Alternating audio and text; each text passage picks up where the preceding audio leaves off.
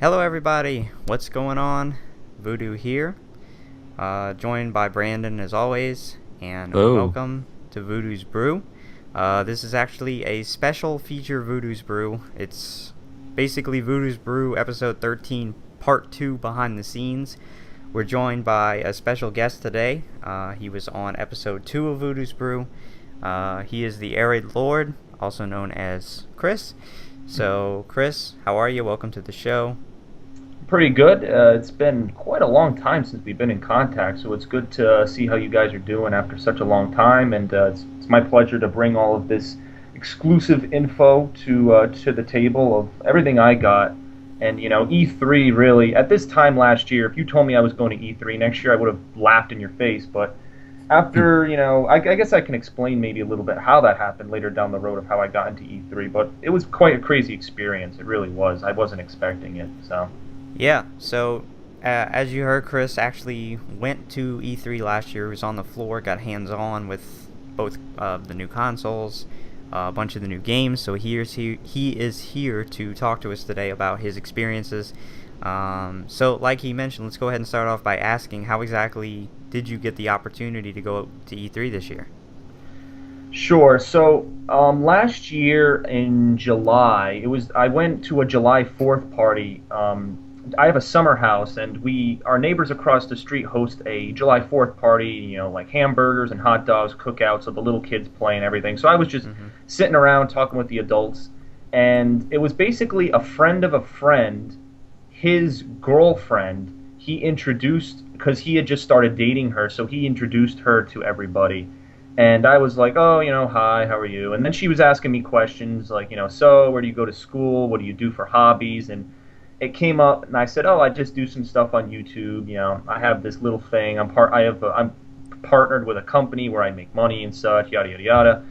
And she was, and then I don't know how I got on the topic. I think I started talking about how I went to like gaming conventions and stuff, and I said, I think this was right after, because if any of you don't know, Phil DSP Gaming went to E3 2012, and I was quite like, I didn't know that Machinima sent partners. So when he told me, I was like, oh shit, like this is possible and stuff. And I was really jealous. I'm like, oh, I want to go, and there's got to be some way and stuff and whatnot. So I remember at too many games, I was trying to ask Phil, like on the side, we were talking together, and I'm like, is there a way to do it and stuff? And he's like, no, they don't send partners really, all the time and stuff. That was kind of just a one-off thing. He's like, I'm not sure if they'll do it again. The future's really uncertain. So I was kind of like, there's really no chance of me going. I don't have that many subscribers to constitute me going to this convention, and Machinima paying the whole thing. Machinima paid Phil to go last year, 2012.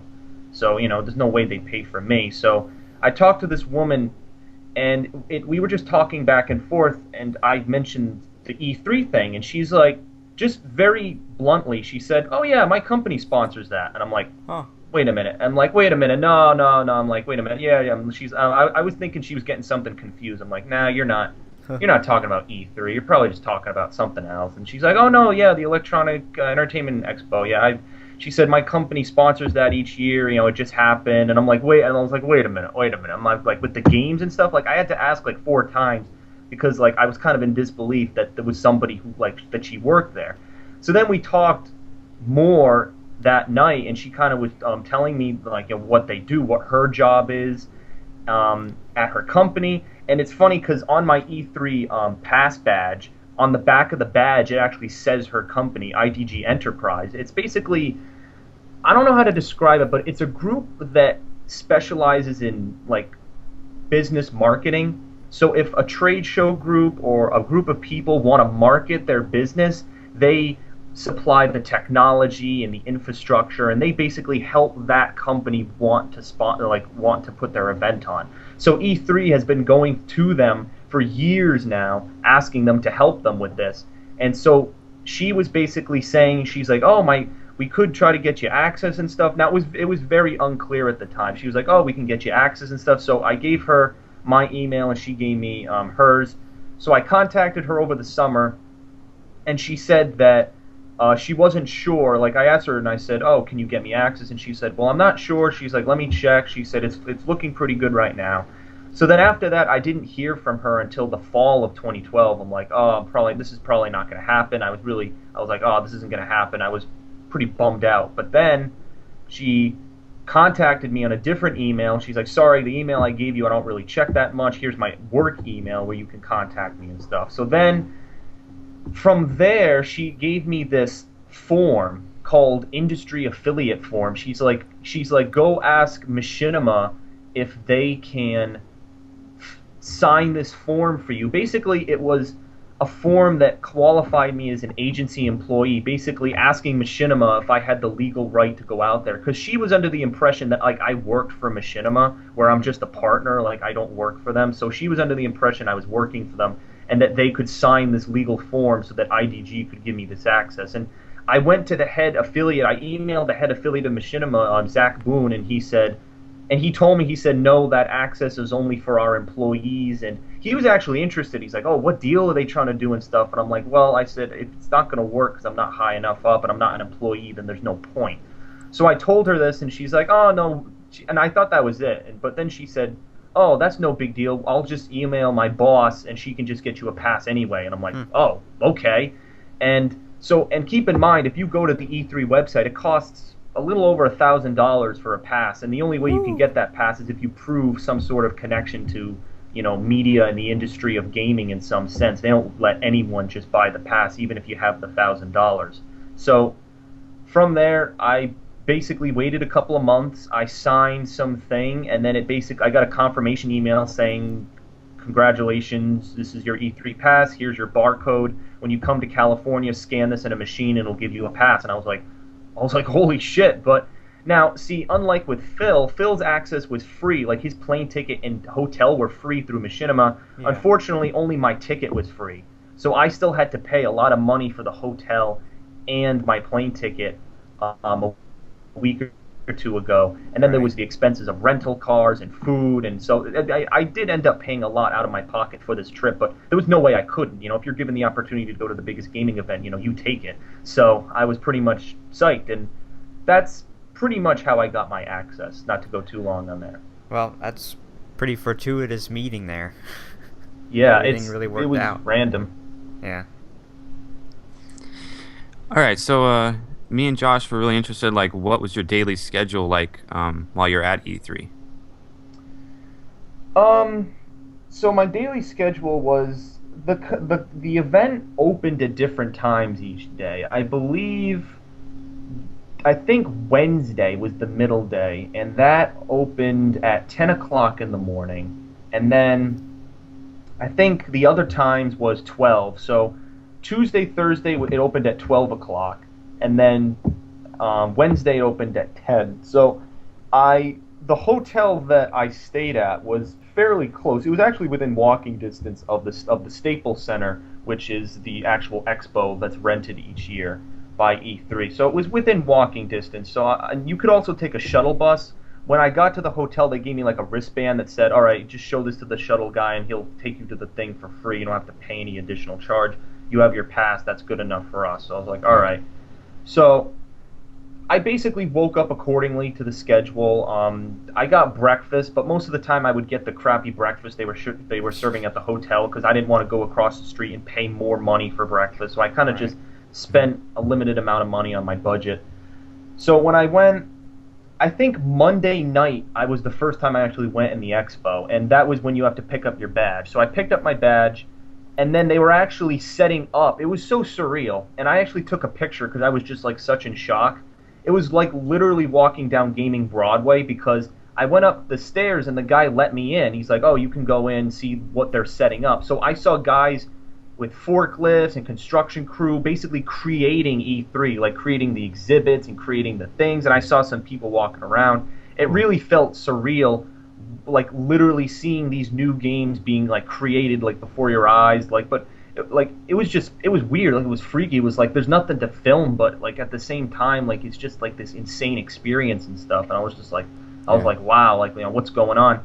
I tried to do that for the console side of it because basically the Staples Center where the event was being held was split into two halls, South Hall and West Hall. In West Hall, you had Nintendo, Microsoft and Sony. You had, those guys who were showing off all the console stuff and whatnot. And then in South Hall, you had the third-party developers and more of the game developers. So I was able to get into South Hall and see the games being created, but then when I tried to go to West Hall, they didn't let me go in because I guess that was the same day the press conferences were being held. Yeah. So I guess my access wasn't allowed, so I could actually sit in the audience of the press conferences that you guys probably saw. Right. I couldn't sit in that audience, unfortunately. That was only for like the media people. So I tried that Monday to get in and see what was going on. I think when I went, the Sony press conference was going on when I tried to get in there, but they're like, no, you can't.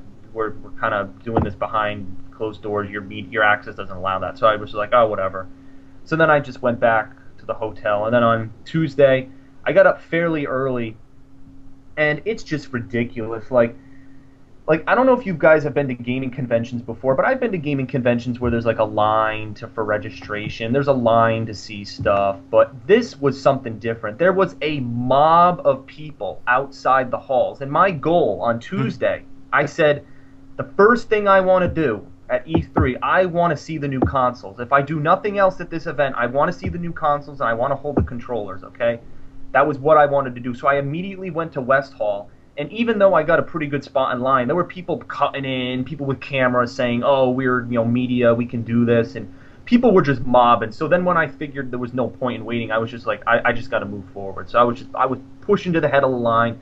The guards were getting pissed. Like, the people who check your badges, they were getting pissed. They're like, slow down, especially when it opened, like when it was 12 o'clock and everyone just started stampeding. They're like, we have to check your badges. Stop, blah, blah, blah, blah. So I quickly, but they weren't even, like, checking. They were just, like, glancing at people's badges because there were just so many people, like, stampeding them like a bunch of elephants. So as soon as I got through, I didn't know what it was. I was angry at myself because I took this video on my channel, Mad Dash, and World of Tanks. That's the first thing I went to when I went into E3 for the first time on Tuesday. I went to freaking World of Tanks for the 360, which was already on the PC. So I was like, oh, good job not going to the Xbox One and playing that console. Instead, I go to the freaking 360 and play that. I didn't realize they had the Xbox One. I kind of just stopped and just picked up the first thing I saw. And then I realized there were lines everywhere for this shit. And I'm like, oh my god, now I gotta wait. So that day, I did get to try the Xbox One controller. And I don't know if you want me to go into the details of what I thought about it and the system itself. Well, we were going to ask that in a couple questions. Okay. But that was basically my schedule. Based on the way the times were set up, I basically got up around that time, got breakfast, took the shuttle or walked, and then just kind of spent the whole day. The event went each day. The event went from 10 to 6 or 12 to 6. So it basically was, I don't know, 6 to 8 hours of showroom floor time that I had to walk around and see stuff. And I pretty much spent the whole time there filming all my stuff. I had my backpack on my back, and I had my camera around my neck, and I had to, whenever my batteries and memory cards got low, I had to switch them out in my camera bag and put them in and stuff. So that was basically my routine. I kind of just moved from thing to thing to thing to thing. And the interesting thing to note at this event was that because whoever gets into this event is kind of representing someone, right, the people who are displaying this stuff they value your opinion. So that, like the Xbox guy, for example, there was a PR from Xbox standing near the Xbox One as I used it, and he was like, so how do you like the console? Like, he really valued my opinion. He's like, how do you like the console? How do you like this? How do you like that? Now, I think I'll save this for later because I did kind of give him a piece of my mind as the whole Xbox thing. But it was interesting to see that everyone, developers and the people, kind of valued everyone's opinion who was going in there, because people who are going in there are press and do have to represent something for themselves. The rare case with me was I was an independent, kind of just doing things for my own. Sure, anything I upload is partnered by Machinima, but I was pretty much an independent. Nobody was telling me what to do in my ear. So right. Yeah, I'm sure they wanted to know what kind of an article or something was going to go up on their website later about their consoles and stuff. Yep. So you talked about this a little bit, but I wanted to ask you what you were most interested to see, going in E3, and I know you mentioned seeing the consoles. Was that the number one thing that you were the most interested to get your hands on and see? Yep, that was the number one thing I wanted to see because I had to watch that atrocious Microsoft press conference on May 21st and suffer through that, and then I saw the PS4 one and it was pretty clear as who the winner was already. But then before I went to E3, I made a pre E3 vlog and I told people, I said, look, I'm not making my opinion on which console's going to win. I'm going to go to E3 and make my decision there. I'm going to try the controllers out. I'm going to play multiple games on the PS4 and Xbox One so I can truly ask myself, is this a console I feel justified in purchasing it? Is this a console I'm going to get value out of? And that was my main goal. Because, I mean, most of the new games that were coming out, I was probably going to get anyway. Assassin's Creed 4, I usually always get Assassin's Creed. Batman Arkham Origins, I loved Arkham City. So most of the games I was probably going to buy anyway. It was the consoles that I was running towards because I can't spend $900 on two consoles. I kind of have a limited amount of money. I got to only spend only want to buy one console for this holiday season. Which one's it going to be? So making the decision was the best thing that I wanted to do initially. Okay. All right. Now about the consoles, like, how do you feel about each one? Like, can you give us like a description on like how you feel about the Xbox and the PS4? So let me say this for the Xbox One. I mean, yes, I honestly hate with a passion what they're trying to do with the DRM and the used games and You're not everything. alone. Yeah. Yeah. I made a ginormous rant video with the Microsoft things, and people were supporting that and stuff. But the thing is, here's the disappointing thing. Okay, I'm gonna look at my notes for the Xbox, the games for the Xbox One. Okay, I'm gonna just list these off just very briefly. Okay, so you had Crimson Dragon, Rise, Killer Instinct, Dead Rising 3, and let's see, what else was there? Well, you had The Witcher 3, but that was third party. Oh, and then you had Titanfall, and then Halo 5, which was announced on that was just a trailer and stuff. So all those titles were exclusive. And I have to say, Xbox One didn't do too bad of a job in showing you their exclusive titles because, honestly, I buy a console if it's going to have good exclusive, if it beats out the competition and has good online play. And Xbox One actually has some really good games that I want to try out, like Rise. Yeah. Like, that game looks really cool. Dead Rising 3, like, I love the zombie stuff. Killer Instinct looks like a fun fighting game. I can say this, that if Microsoft didn't have the stupid restrictions on the console, I would probably get an Xbox One, no doubt. The exclusives are for me. I've been a 360 gamer for 6 years. It makes sense that I'd go to the Xbox One, okay? But the restrictions, they hold me back. They fucking hold me back, and it's so disappointing because I'm not going to buy Dead Rising 3 and then I can't trade it in. My whole system of how I operate my YouTube channel is I buy a game, I beat the game, I do a playthrough and a review, then I trade the game into GameStop and get about $30 back, then use that money to buy another game. I can't do that with the fucking Xbox One now if I have to share it with 30 days friends list and all this other nonsense that they've been talking about.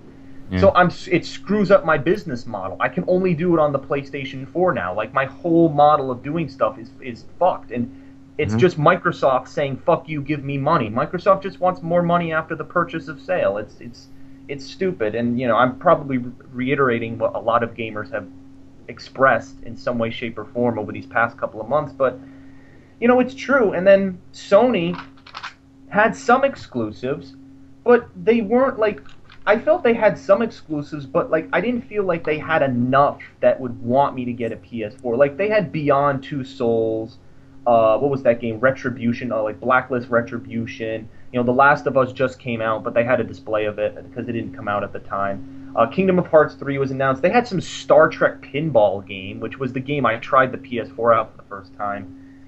Warframe, Contrast, Octodad, which I don't know anything about that. And then Killzone Blacklist was another game they had. And then Quantic Dream was showing off some of the engine stuff that they were doing. Oh, and then Infamous Second Son.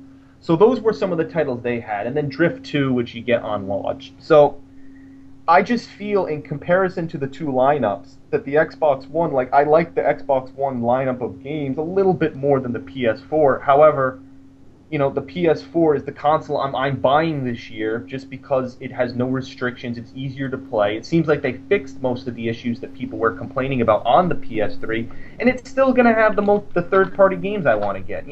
Watch Dogs has more content. It seems like Right. Destiny is going to have more content on it with the PS4. So, I feel like my purchase is going to be more justified. So that's kind of where I'm leaning in towards with my console choices. Cool. Yeah, I mean, it's the same thing with me for Xbox. Like, I couldn't do my channel because I get my games through GameFly, and if I can't play used games and all other stuff, then I can't do a channel anymore except for the couple games I buy a year. So How the fuck will GameFly even work with the Xbox One? Like, how does that work? I don't think it will. I mean, I don't see how GameFly or GameStop or anybody who sells used games is going to be able to do business with Xbox One. Yeah, not to mention Xbox is $100 more expensive than the PS4. Yep. The games are going to be, you're going to have to pay full price for every game. So how is anyone supposed to enjoy the Xbox? You got to be like fucking rich. Yeah, no one's that rich. Like, it's ridiculous. I don't understand where they were going. I really don't. Yeah. They're gonna fall right on their face. Yeah, it's weird. Yeah, it's really weird. I remember I saw Angry Joe's interview with Major Nelson, and Major Nelson, I'm so fucking funny. Major Nelson's like, Angry Joe, do you want to come to the future with me? The Xbox One's the future. We're moving to the cloud data. Come to the future with me. It's like, you fucking pompous prick. Like, if you don't focus on the gamers and what they're asking for, the people who are buying your product, there's no fucking future for you. The only future is you losing to Sony in the console wars. That's your future if you continue to do this. And then Don Matrick had his stupid interview that basically put the nail in the coffin. I mean, oh my god, the smug face. I would think he was like some kind of double agent for Sony or something. With that interview, stick with the Xbox 360 if you don't have internet stick connection. With the 360. Yeah. I read an article about a guy who was on a nuclear sub. I don't even know what that means, but I guess it's hard to get internet there. It's like, what? Really? Like, oh my god. Yeah, what an asshole. Yeah. That's following up on that, I wanted to ask you, because you had sent me a message earlier, but I wanted to ask you, like, from the other people that were there, the other media and stuff that were there, what were kind of their reactions to the Xbox and PS4? What was the now, feeling this you got is the from funniest else? thing I think I've ever seen at a gaming event ever. A couple of stories I'm going to tell you, okay? One of them I actually filmed, and people thought it was fucking nuts hilarious. So, I was in the Xbox Microsoft booth where they were showing the Xbox One, and they had it on display, and blah, blah, blah. So, I saw two guys standing against the wall, and they had Sony lanyards around their necks. I'm like, what the hell? Are these guys from Sony? Mm-hmm. And I looked at the badges, and they were from Sony. I'm like, these are Sony representatives in the Microsoft booth. What are they doing here? So I said, I kind of trolled a little bit in this conference, I have to admit. Like, I went in knowing people's attitudes about these consoles. Like, everyone knew the Xbox One was a stupid idea and the PS4 was going to win. So knowing that, I kind of trolled people. So I remember the first circumstance, I was standing near the Xbox One, and some business guy is this the Xbox One? Is this the Xbox One? I said, no, this is the PlayStation 4 right here. He's like, all right, this is the PlayStation 4. We're going to move. And then I was like, wait, he believed me? And I was just laughing. I'm like, why did he think that was the PlayStation 4? I don't know why he did. But anyway, so the two guys, the Sony guys, were standing there. And basically, I was like, oh, what are you guys doing here? And they're like, oh, we're just checking out the Xbox and stuff. And I'm like, and then I was telling them, like, oh, I'm going to have to make my purchase of the console I want and stuff. And, and I said, and the two guys, here's their answer. They said, oh, you can just buy both consoles, like trying to be nice, not knock a company. They're like, oh, you can just buy both. And I said, true. I said, but, I don't have much money. I only have $500. What can I do with that $500? And they're like, well, if you only have $500, they're like, that's exactly the price of the Xbox One. Like, still trying to give Xbox the benefit of the doubt. But then I said, well, if I get a PS4, then I have $100 left over. And then the guys got smart to what I was doing. They're like, yeah, then you can buy our game, the PS4 games. And I'm like, and then I said, and if I buy the game and I don't like it, then I can always trade it in and get some money back. I was like, it works perfectly. And they're like, oh, see, that's a good purchase. That's a good idea. So I played the game so well with some of these PR representative officials and stuff. And I went up to some of the guys at the Sony booth when I went to Sony's booth, which I must say something in comparison to the Microsoft and Sony booth. The Sony booth was at least 3 times larger than the Microsoft booth, okay? Huh. The Sony booth had something that the Microsoft booth didn't. It had at least 4 different corners where developers were showcasing their games, okay? Wow. I went and saw Infamous Second Son, Killzone Blacklist, Quantic Dreams Sorcerer trailer showing off the PS4 engine, and then I got to see some indie game titles. It was all in the back, and then they had an interview corner. Microsoft, they didn't have that. Their interview corner was fucking Halo Spartan Assault. In the right-hand corner, they had a model of a Forza 5 car, and then they were showing demos of that game. And then along the right wall, you had Rise gameplay. And then the only 2 conferences they were showing in the Microsoft booth area was the Dead Rising 3 and Battlefield 4, which you could see in the South Hall. You didn't need to go to Xbox's thing to see that. They were already showing Battlefield 4 gameplay in the South Hall. They were actually having a tournament for Battlefield 4 where you could win stuff if you did well in the game. So I just like, it's even the size of the conferences was just obvious. Like, Sony had this big display all about the game developers, and Quantic Dreams, like, here's the great things we could do with the PS4 engine, here's why we love it so much. Xbox, oh, here's our exclusives, here's where you stand in line, here, let's scrunch everyone together. And then PS and Sony was also doing something Microsoft wasn't. They were giving out free stuff. They gave me a free bag. Let me just list off the stuff I got. A free bag, okay, a free giant backpack bag to store all my stuff. 30 days free trial PlayStation Plus, 30 days of free music, 30 days of free movie streaming, and then I got a free lanyard, a cup, and I got all of that just for going to their booth. They were, they were the chicks. What do they call them? The booth babes. They were standing around handing this stuff out. And I was honest with them. I'm like, oh, I can fit my new PlayStation 4 in this bag. And they're like, oh, that's great. And so, did I see anyone from Microsoft? No, I just saw a big sweaty fat guy very depressed because he knows that his game is going to not sell well on a console that's going to fucking tank. So the attitude was also obvious. When you go to Sony's booth, everyone's vibrant. Those employees were so happy. They knew it. Their stocks were going up. They were keeping their job. You go to Microsoft's, everyone was just depressed as fuck. Like, one of the guys was leaning against the wall, like, not like, it didn't even look like he was doing a job. Like, it was depressing. Like, you felt like you were walking into hell when you went into Microsoft's corner. It was just, it was ridiculous. That's the only way I can describe it. Mm-hmm. All right. So, you said you got your hands on some of the controllers for the consoles. What were your thoughts on that? All right. So as I use them, I wrote down notes. So here were the notes that I wrote as I used it. I said, controller, rougher analog sticks, left bumper and right bumper are attached.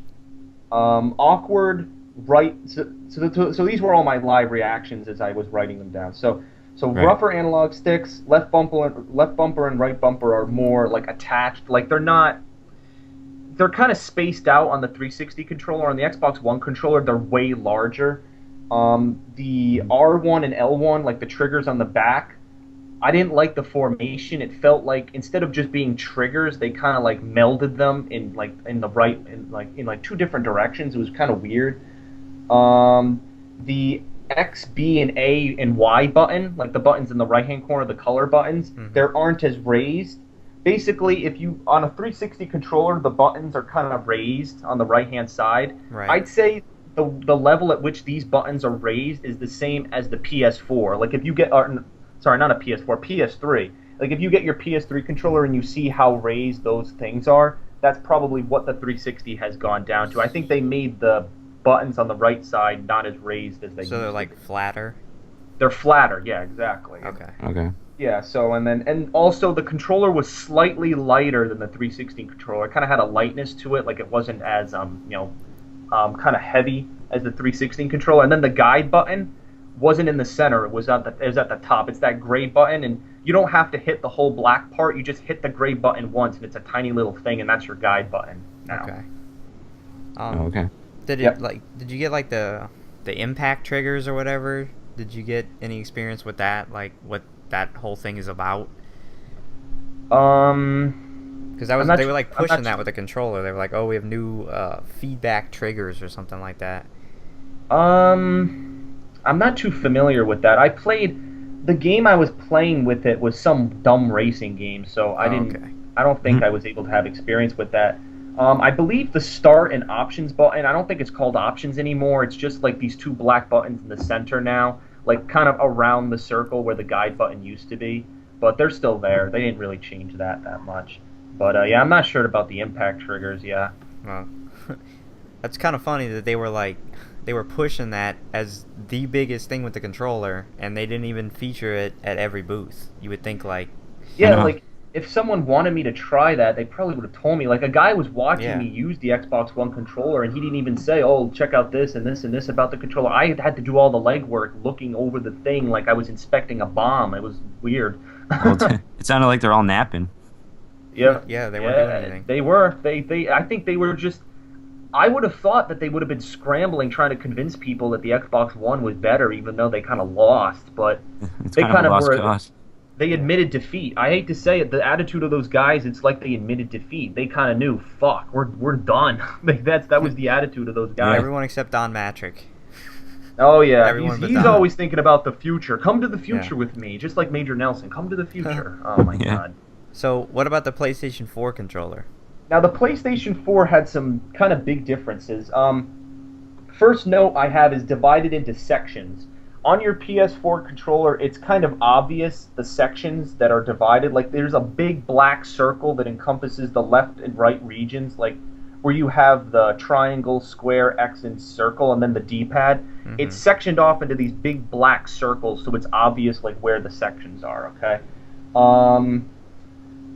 Let's see. The analog sticks. Now, this is the biggest change. They've never changed the analog sticks for a PlayStation controller until now. The PlayStation 2 and PlayStation 3 analog sticks have been the same. The PlayStation 4 analog stick is caved in. Compare it to the 360 controller. If you look at the analog stick on your 360 controller, you kind of notice it's curved in, almost like I don't know, almost like like half of a sphere, kind of like it's kind of like caved in. That's what they did with the PS4 controller. They streamlined the analog stick so it's easier for, I'm assuming, like first-person shooters where you hold it down for a sprint button, so your finger's not flying off it. Because I feel like when people try to do shooters, your finger would kind of slide off the rubber on the PS3 controller because it wasn't very grip oriented. But with this caved-in region, your thumb sticks to it more. And I noticed this. I played Killzone on this, and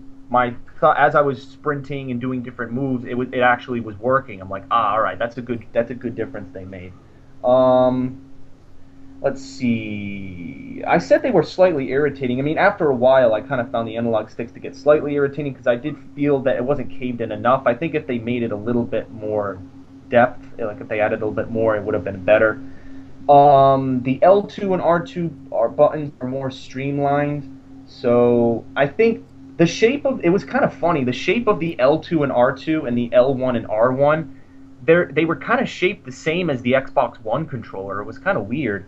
The L1 and R1, like the two things, like they kind of look like rectangles on the sides of your controller. They were, as I said for the Xbox One controller, they were attached. They were larger and they were more attached to the whole controller. So I feel like they don't want you to like miss the button. Like there's no spacing. Like if you look at the PS3 controller, there's spacing between L1 and L2. There's no spacing anymore on the PS4 and the Xbox One controllers. So you don't have that, there's a space between it that sections off the controller. That's not there anymore. Here's something that I liked about the PS4 controller. The L2 and R2, it's not as flappy anymore. For whatever reason, like I'm actually doing that on my PS3 controller now. It kind of flaps for whatever reason, like the L2 and R2, however they programmed it with the PS3 controller, it drives me nuts.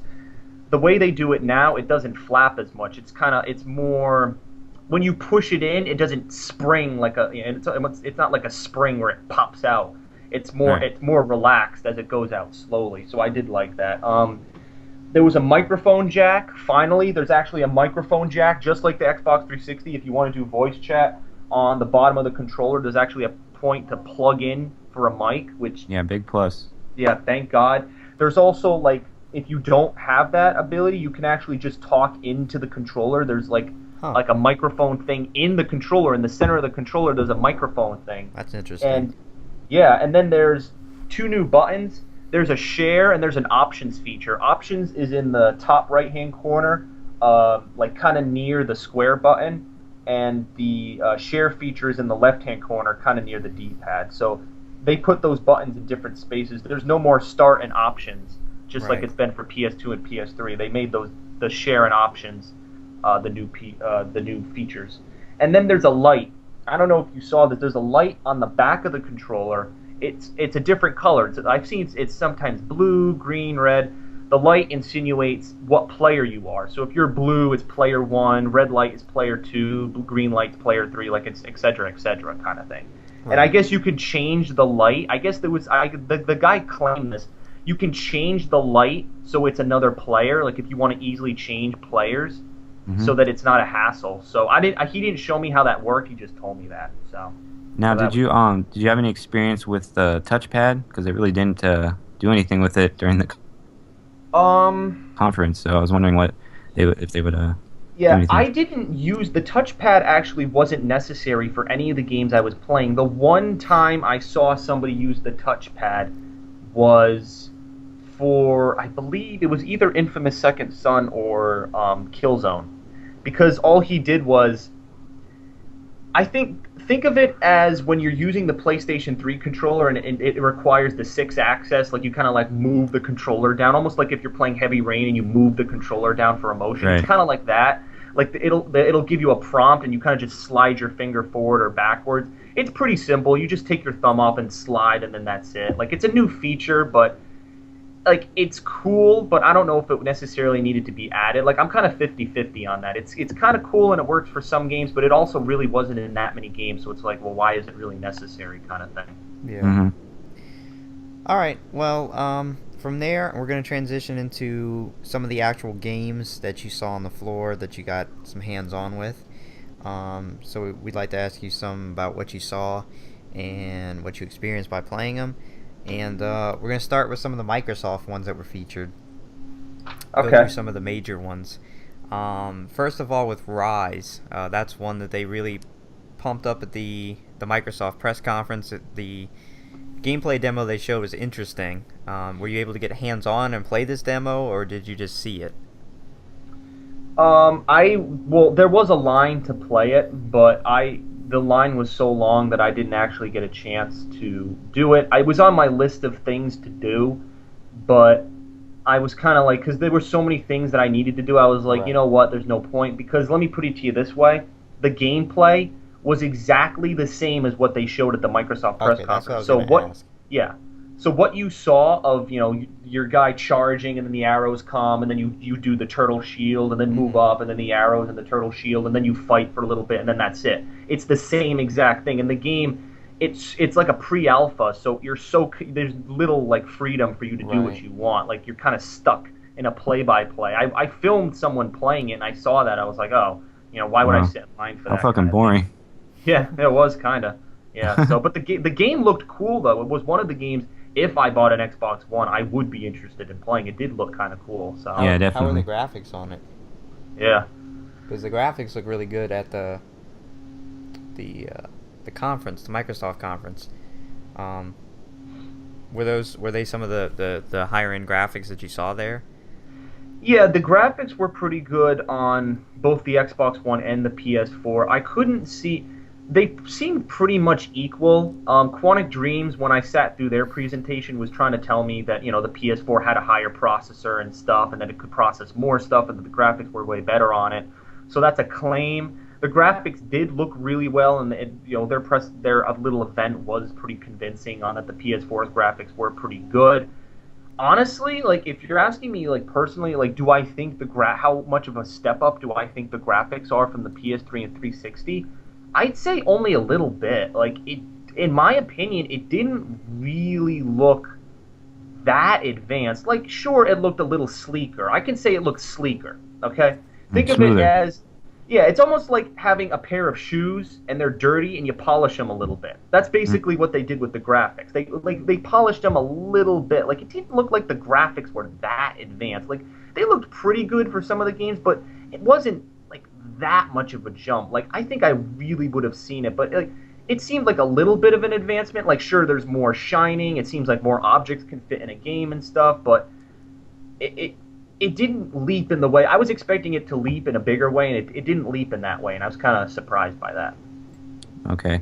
Now I'm going to ask you about pretty controversial game, Killer Instinct, which is, I guess, going to be a Xbox One exclusive, and it's a fighting game, so everyone's up in arms about it. So what are your thoughts on that?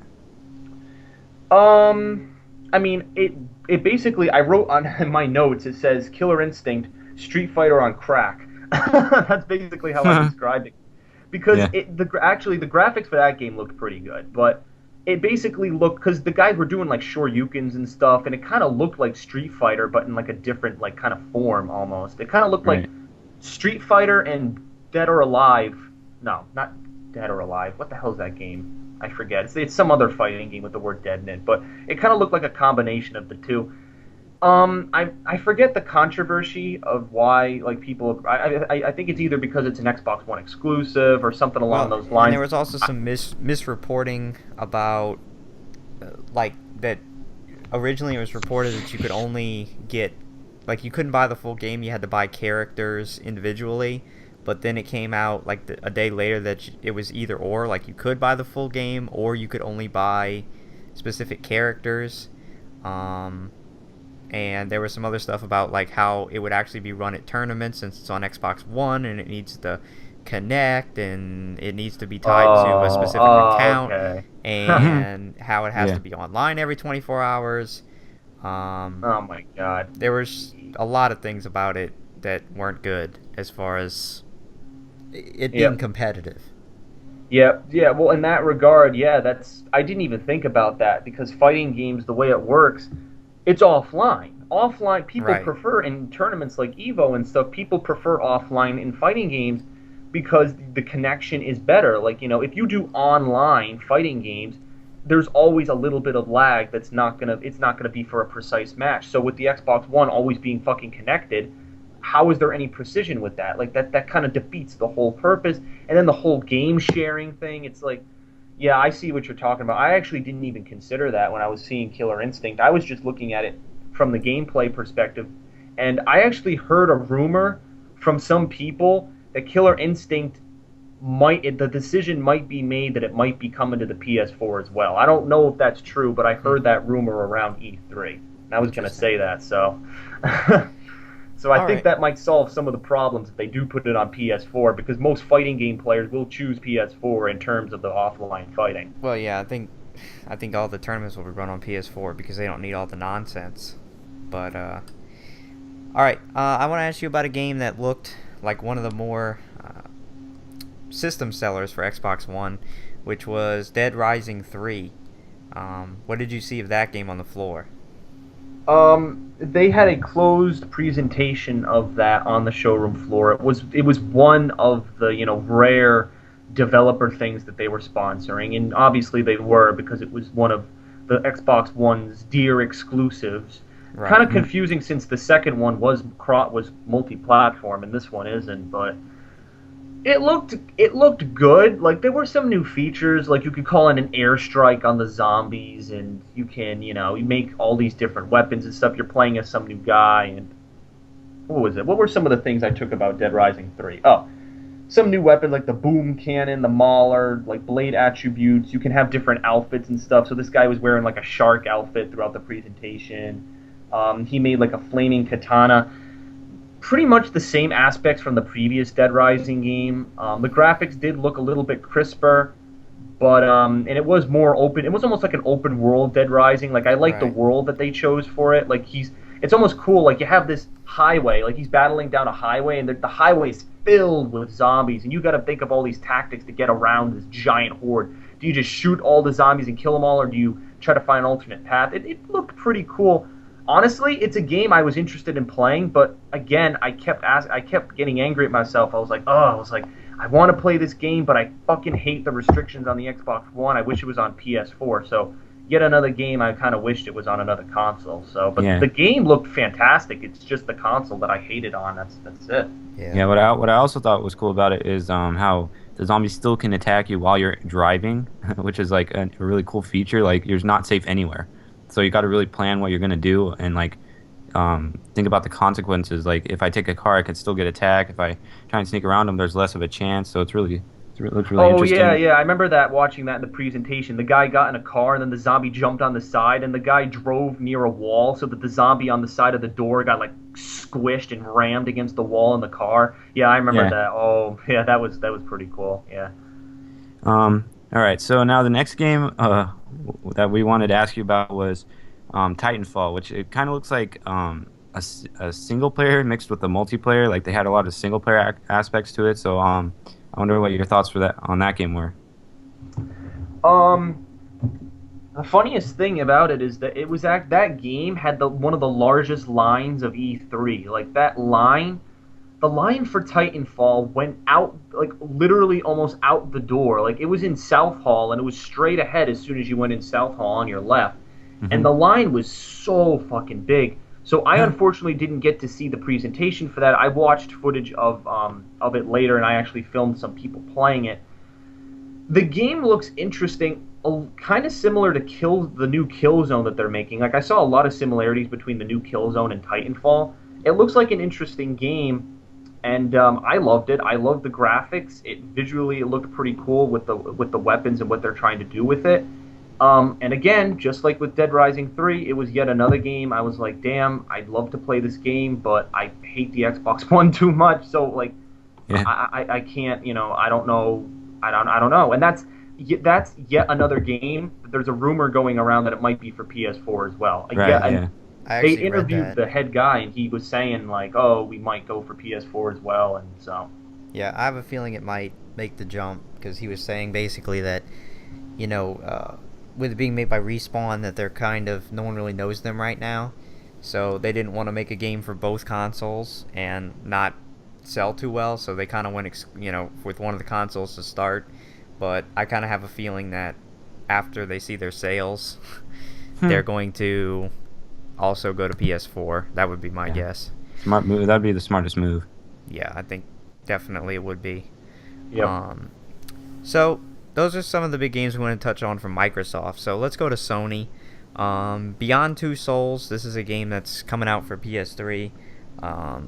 Were you able to see anything interesting on that on the Yes, floor? I actually got to play this game. Oh, okay, cool. How was that? It was Now, I was fucking up. It took me like 5 minutes to figure out how to beat the first part of the demo that they were showing. Because it's basically this. Like, the level they were showing is you play as this girl in this army outfit, and there's this Right. little African-American boy with an assault rifle who's, like, right with you. And the two of Yeah. you are fighting you're fighting through some village in Somalia. So there's all like these pirates and these African American soldiers trying to shoot you down, like all the militia. So the concept is it's not like a third person shooter. What you do is it's the souls thing. So basically there's like this electricity that like splits from the girl, and it can do a number of things. So the electricity like went up to some guy and strangled him like from around cover, like it just choked him until he just dropped. And then another thing it did was it possessed. So there's a guy driving a car, so it possessed him to start driving the car, and so the girl and the kid could get inside. The game. Now I'll say this because I know Josh is playing The Last of Us. This Right. game, Beyond Two Souls, is the combination, in my opinion, of Heavy Rain and The Last of Us. If you combine those two games, you would get Beyond Two Souls, pretty much, because it has the survival of The Last of Us. Like, I'm playing The Last of Us right now. It has that kind of survival, let's find a ladder to get this area, let's find the perfect way around, let's sneak kind of thing. But combined with that, you also have like quick time events, and then you have this soul power where you can, it's almost like a ghost, like a phantom that possesses people and kills them or does all these different things. So it's a combination of those those two, and it looked amazing. Like I can't wait for that game to come Yeah. out. So I was excited for that. Actually, I'm playing it too, and when I saw the trailers of it, the girl in it, I thought she was Ellen Page. Like I thought that girl in The Last of Us was Ellen Page, and then they announced that she was going to be in Beyond Two Souls. So I thought that was really funny. Like I thought she was going to be in a different Yeah. game, but she ended up being in another one. So Oh, is that the same voice actor who does the for Beyond No, Two Souls and The Last of Us? It's Ashley something, I think, in The Last of Us. And yeah, it's a different girl in The yeah, Last and of then Us, but Ellen I Page thought it is was doing Ellen Beyond. going to be Ellen Page, and she ended up being in a different game. So I thought that Yeah, was pretty she cool. looks like the girl in The Last of Us looks like Ellen Page. Yeah, I think she looks more. Yeah, I thought she looked really like a lot like Ellen Page. So I was like, oh my god, but I Yeah, guess she's gonna be in Beyond Two Souls. But Yeah, that sounds like yeah. So pretty that game was great. original gameplay though. Like that sounds like it could be very innovative gameplay. I Oh, mean, yeah. it sounds cool. Yeah, and the thing is about it, the thing that makes the game difficult is that you can only use your soul power at a certain distance. So if you're like Oh, okay. 5 feet away from an enemy, you can't just use the soul power and fly across the map, take control of the guy, and kill everyone. You have to be like really close. If you try to do that, the game's going to block you and say, nope, you have to do it somewhere within this range. So basically, you have to ask yourself, okay, within this range, what can I do to the enemy? I have to move up to this cover, and within this piece of cover, what can I do with my soul power? And that's basically where the conflict of the game comes in, and how you have to fight through it. Sounds cool. Wow. I'm excited to play it. really interesting. Yeah. 'Cause Yeah. I think that's the first I've like heard of the actual gameplay. Like I've just Yeah. seen trailers and stuff, but that sounds cool. Really Yeah, cool. it was awesome. I liked playing it and stuff. And then it took me longer to beat the demo than most people. And then the guy's like, "Oh, you finished?" And I'm like, "Yeah, no fucking thanks. Like you could have told me what to do in the game." Like I was obviously like confused as to what to do with some of the aspects because I never played Heavy Rain, so some of the control schemes and things they were asking me to do on the PS3, I was like, "Oh, what is this? What is that?" And so I was like, "Oh, like I don't get it," kind of thing. And the guy was like, Yeah. "Oh, you just got to do this," and so Yeah. Oh, cool. yeah. So yeah, the next game we're going to be talking about was kind of like everyone's dream came true. Like everyone who's been like waiting for this has like jizzed their pants because it's finally announced to be in development. It's Kingdom Hearts 3, and I actually have never played the first two, but from like my friends, what my friends said, it's like the best game they've ever played. What do you think about the new announcement of Kingdom Hearts continuation? I'm in the same boat as you. I never played the first two, which is actually kind of disappointing, like a sad thing, because I was a huge PS2 gamer back in the early 2000s. I played, Jak and Daxter, Ratchet and Clank. I played all those great platformers, and for whatever reason, I just never picked up Kingdom Hearts, which I guess I regret a little bit. But I don't think they showed any gameplay. They were displaying it at the Square Enix booth right outside the new Deus Ex: The Fall. So yeah, they had it just like a poster, and then they were showing a trailer of it. But that was really it. I don't know if they were showing any gameplay because I didn't see any gameplay of it there. I tried to look around, but I don't think they were showing anything. Oh, okay. Okay. Yeah. So the next one, I have to admit I'm a little confused because you've been saying Killzone Blacklist. Now, is this a separate game from the Killzone Shadowfall that's the launch title for PS4? I'm an idiot. It's Or... Killzone Shadowfall, not Black. Okay, yeah, I was. All right, that was my fault. Because I know there's couldn't remember- Splinter Cell Blacklist. Yeah. Honestly, I couldn't remember. It was Killzone something, and I'm like, it's Black, and then Blacklist was another game, and I'm like, I'm just gonna say Killzone Blacklist because Am I like, is this a Vita game or something? I don't know what's going on here. No. Killzone Shadowfall. Yes, that's the Okay. name, yes. So Killzone Shadowfall, this is a big launch title for the PS4. So what did you see of that? So yeah, I got to see a demo of it. It was really weird because in this conference, like I know some people didn't want me filming certain things, so I kind of had to be sneaky and with just hitting record or just standing there with the camera around my neck. It was funny. This guy was like, "I'm gonna go grab something to eat," while this guy plays the game. So he left. The guy.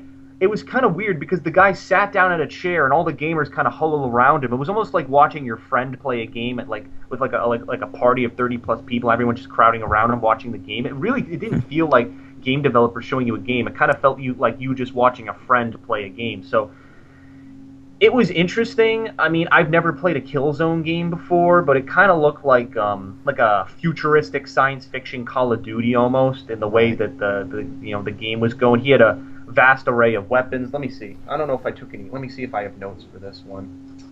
I don't think I took.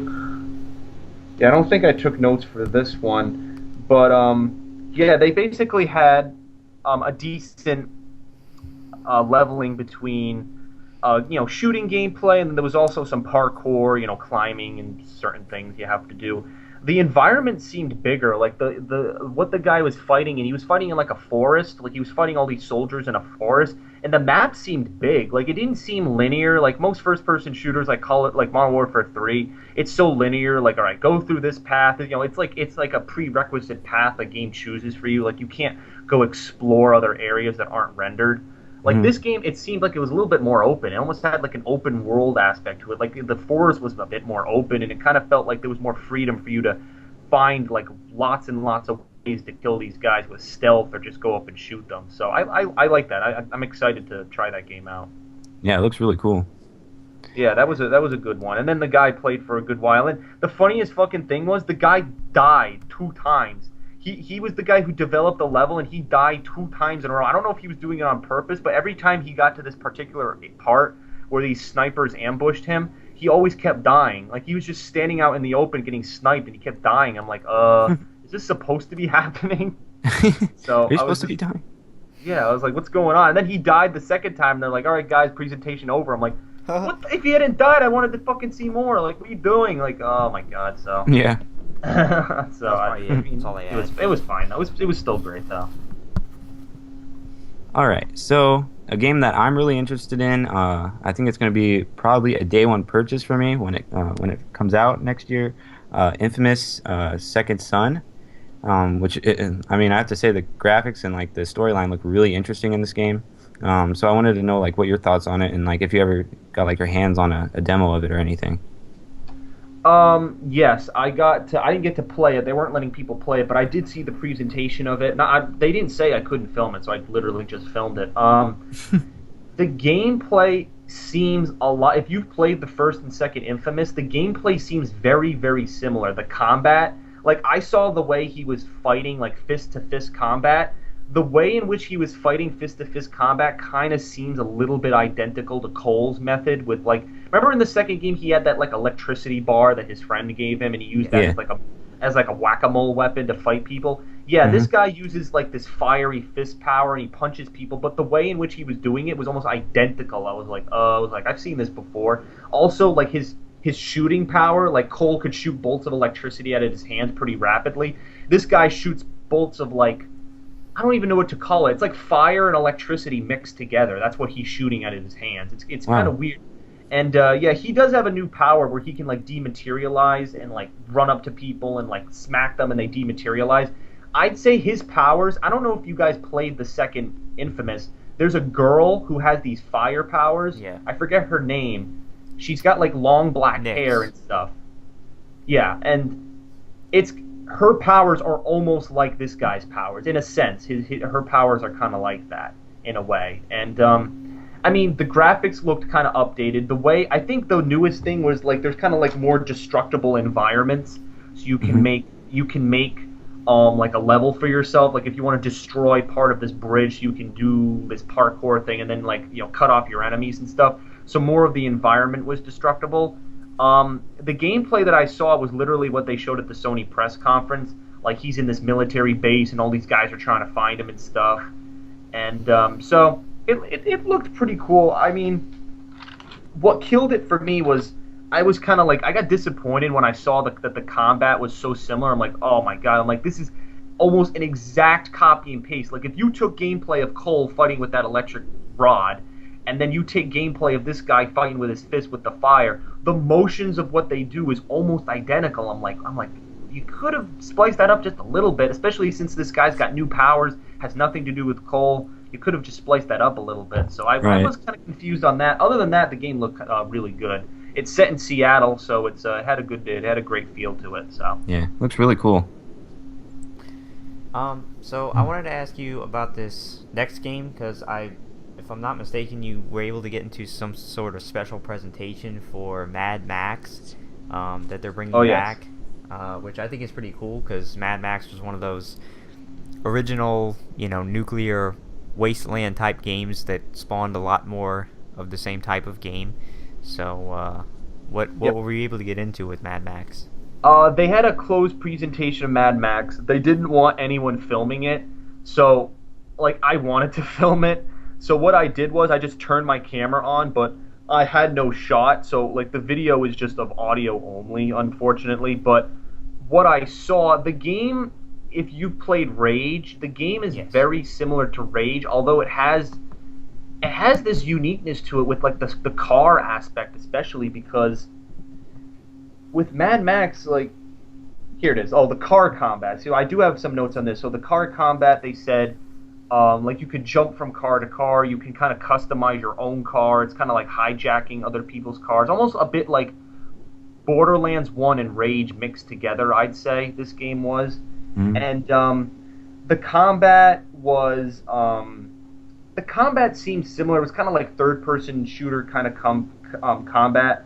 The location that you're in, I wrote this down. The location is Dead Baron's Pass, and one of the weapons that the guy had is called a thunder stick, and he basically uses it to like beat the guys up. It's like this kind of electric weapon he uses to beat the guys up. So I remember the level that they had for us was he was trying to get into this secure base facility, so he was sniping the guys, and he sniped like an explosive barrel, and the guys blew up and whatnot. The game looked really cool because it kind of had like it was a giant open world feel. Like it felt like a huge sandbox game, yet the graphics kind of didn't deteriorate. Like as you moved into more specific realms, the graphics still were able to support themselves, which I was really surprised about. And the combat looked pretty unique for the game as well, even though it was third-person shooter. Just as we've seen before, it did have kind of its own unique feel in how you customize the weapons. So I'm excited. That game looked unique, and I think people will be surprised once they play it. But they were promoting that game pretty heavily on the PS4. It was done on the PS4. So basically, it does everything that Rage tried to do, but it looks like it's actually going to do it right. Yes, pretty much everything that Rage tried to do. It's not a first-person shooter. The car combat is a very heavy focus about you customizing it. You can actually bring your cars in more locations. Like if you wanted to, you could like put something. You could put like this fencing. The guy said you could put like a fencing around your car to mod it, and then drive through this. You could drive through the doors and just blow them down and just run over people. So you have different ways to do it. But the way the guy said, the guy's like, oh, we could do that with the car, but I'm gonna sit up here and snipe, and everyone's like, boo, and he's like, nah, I just want to snipe them. So it was pretty cool, though. I liked it. That's cool. So you actually told us that you got into the 505 Studios private conference, I guess. Yep. So would you like to tell us what you saw in there? So this was the case of that second floor access I had. It wasn't clear what access I was getting. So when I got the pass, it said exhibits and second floor access.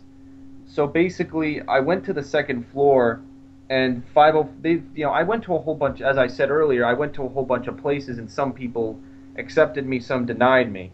So 505 Games said, "Oh yeah, you can check out our stuff." So I got to see Payday 2, Payday 2, and Takedown Red. Like, it was so weird. Takedown Red Saber was like this first-person shooter game.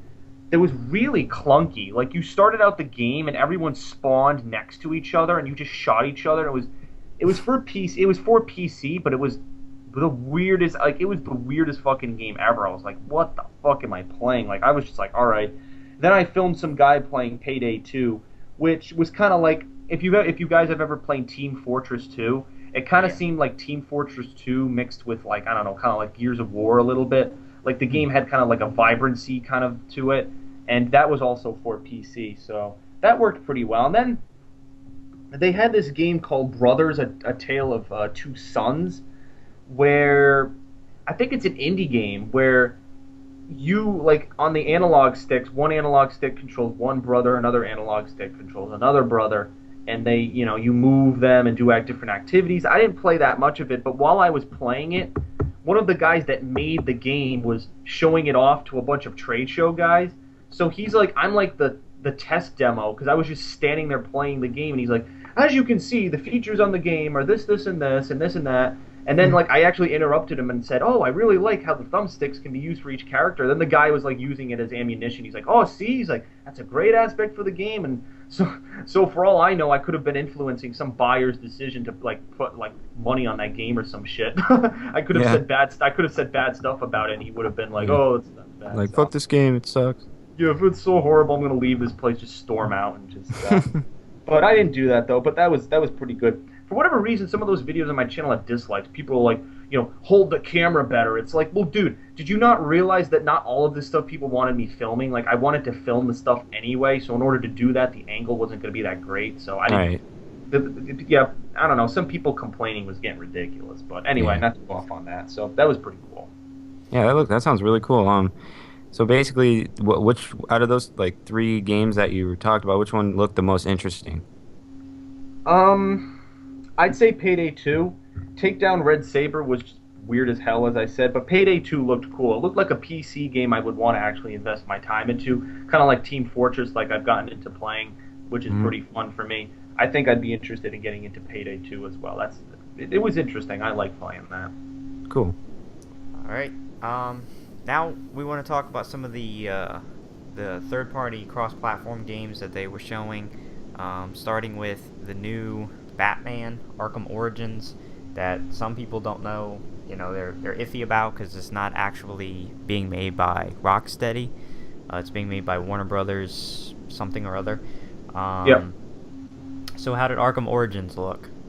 Arkham Origins looked very, very similar to Arkham City. Very similar. It was almost, honestly, in my opinion, it kind of looked like the same studio developed the game. Just like if I hadn't known the information that Rocksteady wasn't making it, I would have assumed that they made it. Because the game was basically the same as Arkham City. Like just like you guys played Arkham City, when you get into combat as Batman, it's the same thing.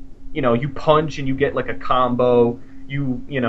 There's a little ridicule when someone's about to punch you, so you can combo them. The red thing means you can't counter it. You have to like use your cape to sweep them, so you can stun them. The gameplay was almost identical to Arkham City, except they had some new things like the combo meter, where if you get a certain number of combos, it actually displays in the upper left-hand corner, and it tracks your statistics, and it gives you rewards based on if you get a certain number of combos in a row and such.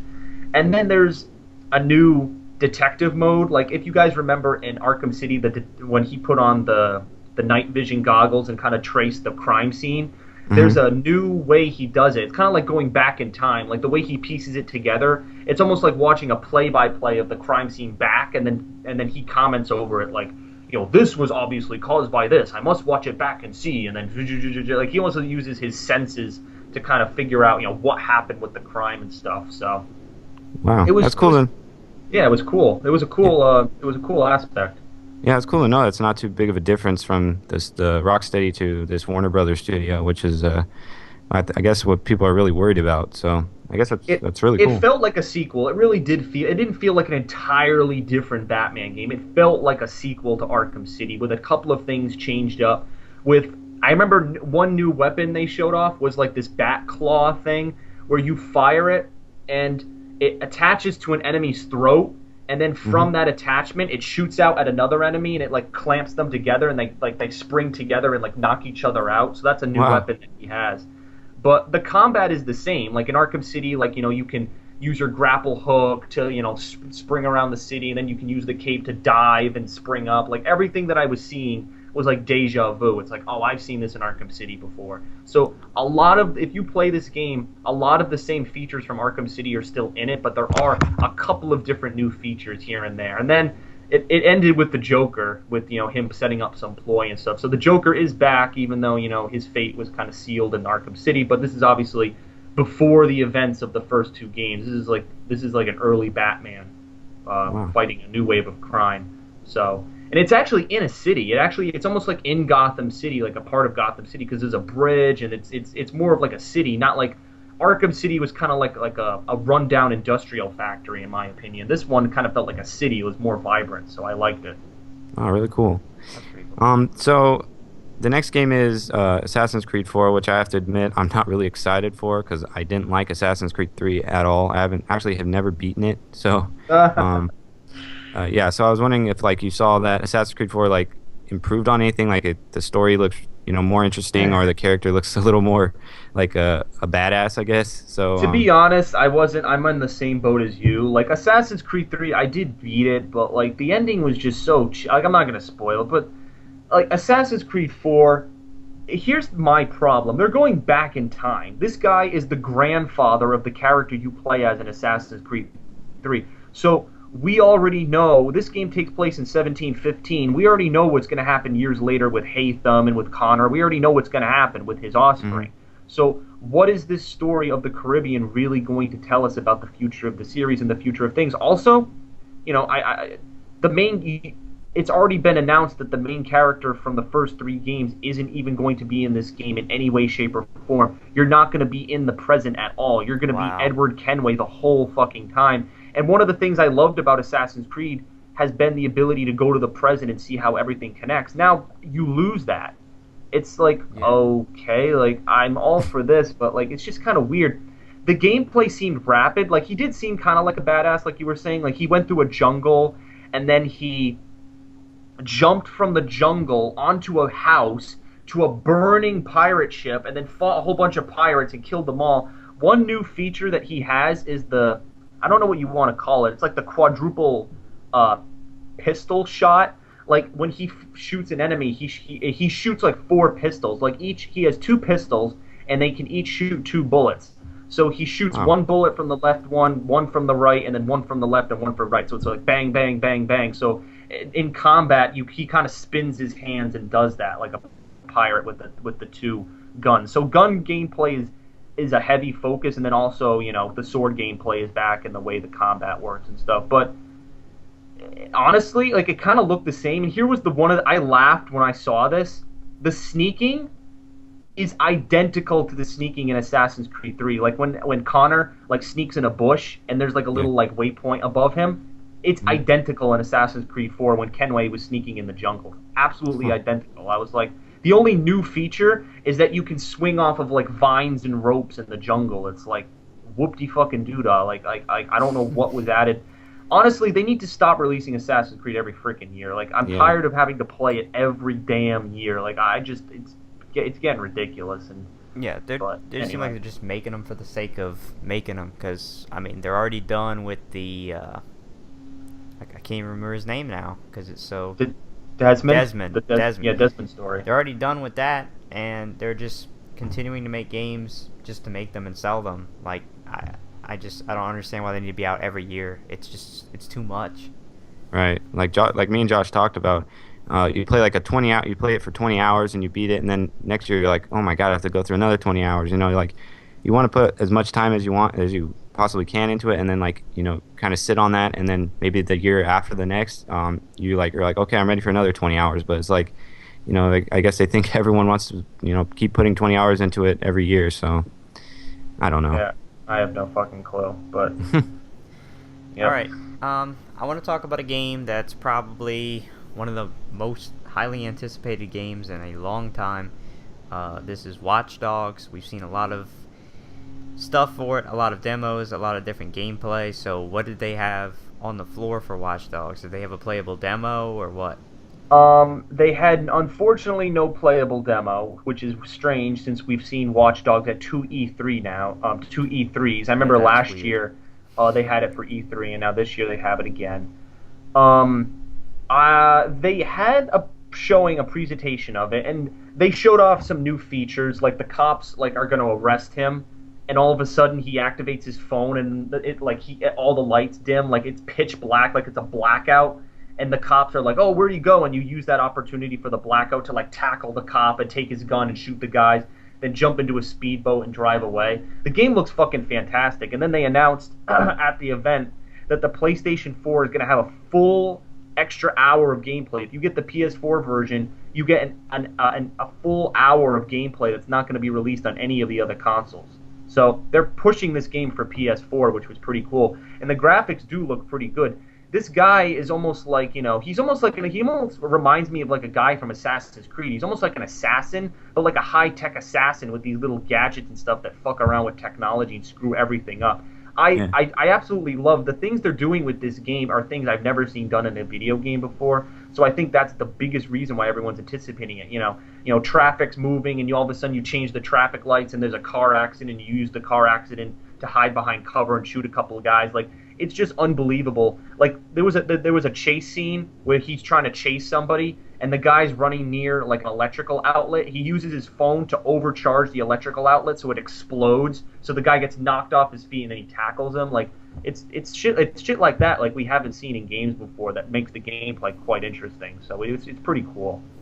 Yeah, It cool. looks really good. Yeah, it's great. Yeah. Yeah, really interesting. So the next game is kind of, one of the two flagship FPS games of, every time the year they're going to come out. It's Battlefield 4. So we saw like some gameplay on it at E3. It's like going to be running at 60 frames per second. Did you actually get your hands on a demo of it? I didn't get to play it, but I did film people playing it for the little tournament they had on the showroom floor. It seems like a lot of the same stuff from Battlefield 3. I didn't get all of the hoopla around Battlefield 3, so it's not like I really cared an incredible amount when they showed Battlefield 4. Yeah. It seems like they're trying some new things, though. They have one of the things that I heard people laughing about, like the hardcore Battlefield people were like, "Oh, it's going to ruin the game." They have like an AC-130 in it, just like Call of Duty. So they have like an AC-130 is almost like a kill streak in Battlefield 4, which I don't know how that's going to affect gameplay. But I saw somebody just wiping out enemy teams with it, and I'm like, if this is being abused now, I'm pretty sure it's going to be abused in the multiplayer. So other than that, the graphics weren't that upgraded. Like they kind of seemed a bit, lighting was better, but again, like I said with the new consoles, nothing blow your socks off kind of stuff. So the game was more of the same first-person shooting, running and gunning, some new kill streaks, different weaponry that you can use to just mash up the combat and stuff. Some more customization options for your guns and equipment. But other than that, not too much. So it seems like some people are expecting it might be a little bit better, that they'll actually put time into it. But we'll see. And the next one, we just have to do it because we have to do it. Call of Duty Ghosts. Did you see any amazing dog gameplay or fish swimming away mechanics that absolutely blew your mind? Yeah, the fish. Yeah. I'm surprised. It was funny when I watched the live presentation of it. The fish moved away from the guy, and the guy didn't say anything. I was expecting him to say, "Notice how the fish move away." Like, he didn't say it though. Yeah. So. And it's the funniest thing. Here's the funniest thing of the whole time. There was a guy who made a snide remark while he was doing the gameplay. The guy said, "Oh, are we fighting the Russians for the 50th time?" And everyone started laughing. And then the guy said, "Oh no, you're actually fighting the Spanish army." And I'm like, "What? Like, who are we fighting?" And he's like, "Oh yeah, the Spanish in America." And I'm like, how did the Spanish cripple our economy in America? I was just like, the rest of the demo, I was like, I couldn't even concentrate. I'm like, the Spanish? Like, what? Like, I was completely confused. I'm like, why? Like, I don't know. So expect to be fighting the Spaniards later this November. The Spanish, so, wow. Oh my god, it was just like, I think that's the biggest thing. Oh my god, I don't know if the guy was able to say that, but we made the joke. Some guy in the audience made the joke, and everyone was laughing. And the guy's like, "Oh, in this game, you're fighting the Spanish." It's like, all right, I guess there's going to be some plot or subplot explaining that whole bullshit, but you actually get to take control of the dog. So it's almost like a kill streak. Like, you activate like a radio, and now you're the dog, and you jump on the guy and you rip his throat out, and you can sneak around and like do. So there's all sorts of tactical stuff you can do with the dog and stuff and whatnot. But first-person dog gameplay. Yeah, it's the same first-person gameplay we've seen. The graphics, yet again, just like I said for all these past games, looked a little bit upgraded. But other than that, wasn't that advanced. Like, one of the things, this is what I hate about Infinity Ward. They said this. They said they in their trailer, they're like, we hired the guy, Peter Hagen. I don't know if that's his name. What is it? Peter Hagen or Gagan? He's like, we hired this guy because he won an Emmy for this, so that for that reason he knows about character development, so we're going to have him do all of the central character development so you really feel emotional. That was the thing. They're like, we want you to feel emotional about these characters. We really want you to feel emotional. I was like, good luck. it's just, haven't you said this about like every Call of Duty game? Like I'm supposed to feel emotional. Like yeah, I was a little upset when Soap McTavish, spoiler alert, died in Modern Warfare 3 because he had been in 3 games. But I mean, come the fuck on. I mean, it's Call of Duty. It's a bunch of guys going into war, fucking shooting shit. Like what else is there to it? So. And it was funny because I saw a video where this guy like showed where they were talking about Call of Duty and how the fish swam away, and then he cuts to like some gameplay of Super Mario 64, and you're swimming and you're going next to these fish and they swim away. He's like, "How is this next gen technology?" It was really fun. It's dumb. Like the graphics the graphics look a little better, but it's not really the greatest. Oh, one thing that is new, there's underwater gameplay, so you can actually shoot people underwater. And there was something like, you have to turn off your silencer, so you actually use like really loud guns underwater so that the bullets do penetration. So there's actually underwater shooting, like you're hiding behind cover and scuba gear shooting people. So the only way we can advance from that is shooting people into space. So thankfully, the only way we can do that is the moon map for Black Ops. So other than that, I don't even know how that works. How you freaking shoot a gun underwater? Wouldn't that not be possible? I don't know. Am I wrong? I don't know. It was working. The guy was like, "Take him out," and you hear dun dun dun dun dun, and then the guys die and they float to the surface. I'm like, oh, I guess it does work. So. Oh, okay. That's weird. According to them, so I guess we'll see. So. So the next game that me and Josh are really excited for this game because it looks like a really fun co-op game. It's called Destiny. We saw some gameplay on it at the conference, and it looked really interesting. But the guys that are playing it really sucked. So. I have to say this about Destiny, okay? Bungie has some fucking balls, okay? These guys, when I walked into their conference, okay, most conferences I went into, like the behind-the-scene things, they were like, don't film, please keep in mind this is a pre-rendered alpha beta version of our gameplay, so don't feel pressured. Don't feel like this is the final product. Don't judge the game too harshly. I go into the Destiny showing. The guy's cracking jokes that are making me laugh every 4 seconds. And then the guy says the thing that makes me like drop my jaw. He's like, "Oh, yeah, you can film this if you want to. Photography and film is completely fine." I'm like, not one person that entire conference of E3 even said those words to me except for Destiny. Then the guy was making jokes. It literally felt like I was watching a YouTube video of some people doing commentary for it. Like Bungie, that's why I loved Halo 3. I was such a big Halo 3 fan years ago. They're such a great studio, and they know what their fans want. Destiny, it looks great. It kind of looks like Borderlands 2, Rage, Halo, like a whole bunch of different first-person shooters mixed together. It feels unique. I remember Phil said to me, he's like, "Oh, it kind of feels like, Halo again." And I'm like, no, I told Phil, I'm like, dude, give the game a chance. I think it's going to be really, really good.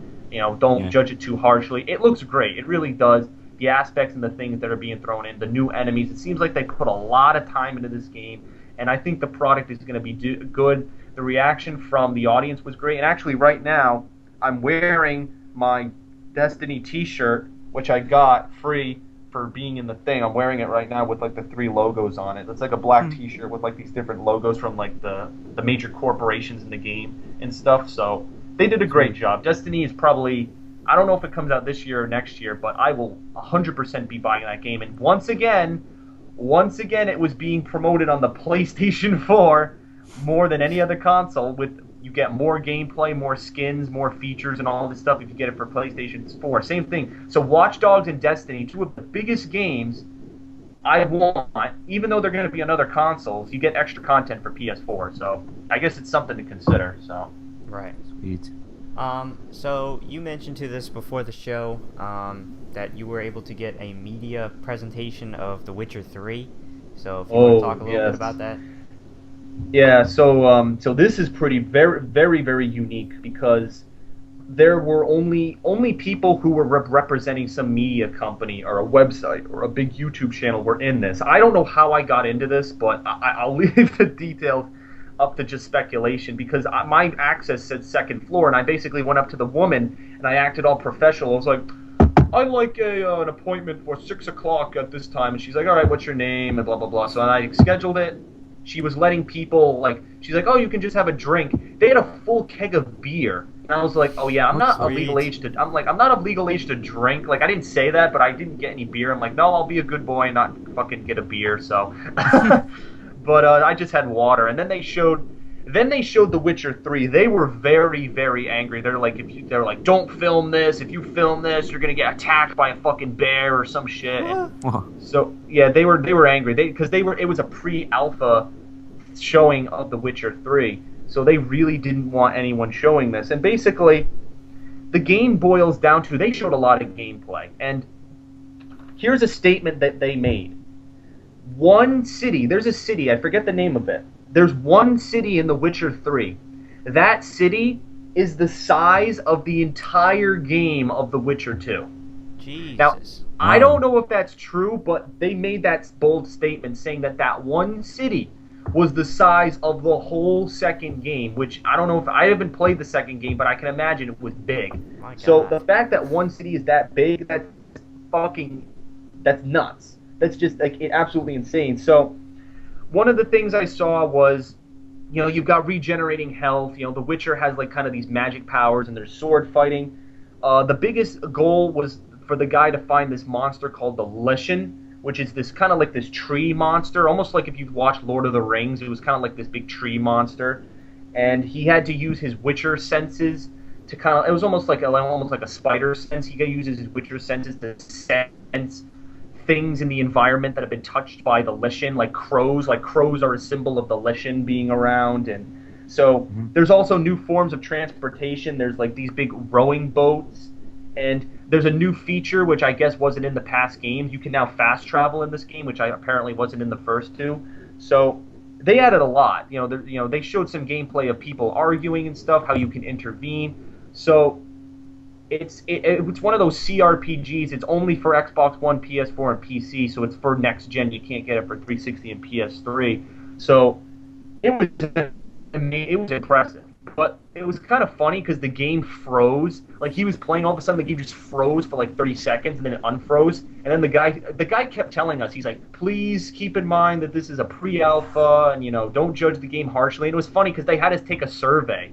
They're like, based on what you saw, how would you rate The Witcher, and what's your media affiliation, and how would you like it? So, and then afterwards, here's what I got. This was incredible. For going to this, I got a code which gives me The Witcher 1 and The Witcher 2 completely for free for going to this. Yep, they gave it because only media were going to this, and since I need them to believe that I got The Witchers 1 and 2 for free off of some website. I think it's like GOG.com. I don't know what that website is, but I got them for free. I got a free t-shirt, and then a full user guide on The Witcher 3. Like, it has like pictures and all this other stuff.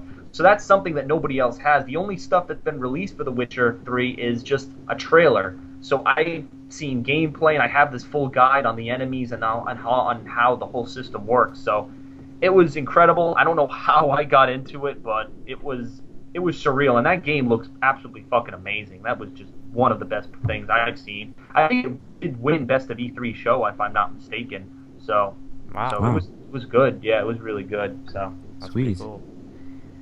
So these people didn't actually make a huge press conference for the first time this year in E3.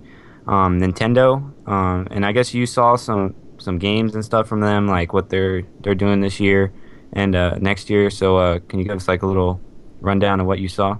Yeah, I covered Nintendo's area briefly. I didn't really stay there that long because I don't own a Wii U. My Wii is sitting down in my basement collecting dust, so I don't really do anything Nintendo related. So I saw the games that I have listed are Zelda Wind Waker HD, which is like, I don't know, a new Zelda game. I tried it out a little bit on the Wii U touchpad. Rayman Legends, which is for the 360 and PS3, which that looked pretty cool, the way that whole gameplay goes about. I didn't play the original Rayman, but I just thought the gameplay looked pretty cool from what they were showing. Bayonetta 2, which I guess the first one was for the 360 and PS3. I guess this one is exclusive to the Wii U, because apparently the rumor is nobody else was picking up Bayonetta 2, and for whatever reason the Wii U was like, oh, we need exclusives, so let's pick up the game. Yeah, that looked pretty good. They had some hack and slash gameplay. The outfits for the characters were changed, and for whatever reason, that game loves to show fucking titties of the main character because they kept showing all these poses of these women doing all this shit, and I was like, all right, like, Nice. and it was like Nintendo, like, all right. So, Nintendo. and then they had Mario Kart 8, which Mario Kart, the same thing we've been playing for years. You know, there was this new aspect where you could like drive on the ceiling. There's like different levels of road on like the sides of the map, which you could use as an alternate. The graphics looked pretty good for the Wii U. You know, most of the time I'm saying the Wii U's graphics look like 360 graphics, but they actually looked fairly decent for Mario Kart 8. Then you had Luigi U, Pikmin 3, and Donkey Kong Country Tropical Freeze. So, out of all that, pretty solid lineup of, you know, the first party titles for Nintendo. Not too bad, but then again, you know, I just feel that what they announced was kind of more of the same Nintendo stuff that's been shown fucking forever. And there's not really a reason to buy third-party titles on the Wii U. Like, right. People argue, oh, you can get Batman Arkham Origins for the Wii U, and you can get Call of Duty Ghosts for the Wii U. Who's getting Call of Duty Ghosts for the Wii U? If I'm going to get Call of Duty Ghosts, I'm going to get it for the 360 or the Xbox One, probably not, or the PS4 or the not. PS3. So why would I get it on the Wii U so I could look at my touchpad and draw fucking circles of where my dog wants to go and like what? Like, yeah. Why? Like, there's no reason. Nintendo has alienated themselves ever since the Wii as, you know, the family-oriented system. It's hard for them to get back into being serious with hardcore gamers. It's too difficult. Just in my opinion, it really is. Yeah. Right. So yeah, Brandon and I didn't even really look at Nintendo. We didn't even include it in the in our E3 episode because it wasn't worth it. Yeah, I don't blame you. It wasn't worth it. It's like they need to start making new series and new characters and try and make new stuff. You know, it's like we're sick of Luigi and Mario and Donkey Kong. It's like, come on. They're not even relevant right now at all. So really, which is shown by the fact that they didn't actually do a press conference. You know, they had nothing to show. The fact that they didn't have a press conference was the biggest thing because they were like, oh, we're scared of the new consoles. You know, we don't want to compete with that. Let's just have our own little thing where we show these games. But the Wii U, it's done. Like, it's like I've heard people say this. It's like a last-gen console. It literally is on the same page as the 360 and PS3. It's not a next-gen console like the PS4 and Xbox One are. It's just not. Right. Yeah, it's pretty sad. It is. Yeah, I don't think they're going to be much, they're not going to be around too much longer in the whole console market unless they really pull something out of their hat, but I don't foresee that coming, so. Nope. Yeah. But, alright, we just have a few questions here we'd like to finish off with, kind of about your E3 experience as a whole. First of all, just wanted to ask you, you know, what was the experience like, actually being a gamer, playing all these games, and having the opportunity to actually go to E3 yourself, see some of these games, play some of this stuff before anybody else. What was that whole experience just kind of like for you? Yeah, like I said earlier about walking down Gaming Broadway when I went to that, you know, when they were setting everything up Monday night, it was surreal. It really was. It felt like nothing else I've ever experienced really before. I can't say, you know, I've never been. Most of the conventions I've been to, you know, PAX East, you know, I've been to like PAX East and New York Comic Con, but those, you know, anyone can get into those, and you know, the lines are just booked, and you know, it didn't. E3 felt different. The people you were talking to, like, I actually exchanged business cards with some people that worked at Sony and that worked at these companies who, you know, were telling me, because some of the things I want to do in college later this year, I want to do like kind of communication stuff in the gaming industry. It's an industry I know very, very well from all the stuff I've done on YouTube, and I feel like I'd have a strong, strong something to do career maybe in there and stuff. So I got all this contact stuff from these guys, and it was a great marketing thing. And that was the thing. When I went to E3, I thought to myself, this isn't only a conference I'm going to for gaming, for pleasure. It's also I'm going to it for business. I'm really doing it to promote my business cards, you know, promote what I do, you know, promote kind of what I want to do in the future for jobs, meet other people, get to the business aspect of why the PS4 is better than the Xbox One and all that, all the logistics of the market. So that was, you know, a big reason. And then the other reason was to see, you know, great games, play all that stuff. It felt surreal. It really did. Like, I remember just feeling in shock Monday night for the first time, and then seeing all of it. Like, I almost couldn't comprehend. I'm like, oh shit! Like, I'm here. I'm with the people who made these games. Like, this is it. Like, the games I've been doing playthroughs of. These are the guys that made them. Like, holy shit! Like, I'm kind of there. So it's just, it was nuts. Absolutely ridiculous just to think back on it. And I don't even know about next year. Like, some people have already asked me, what are you going to go next year?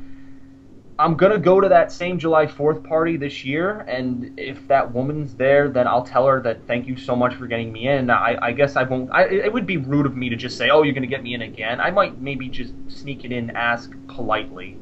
But we'll see. I don't know at this point and stuff. So that'd be really cool, though. It would be, yeah.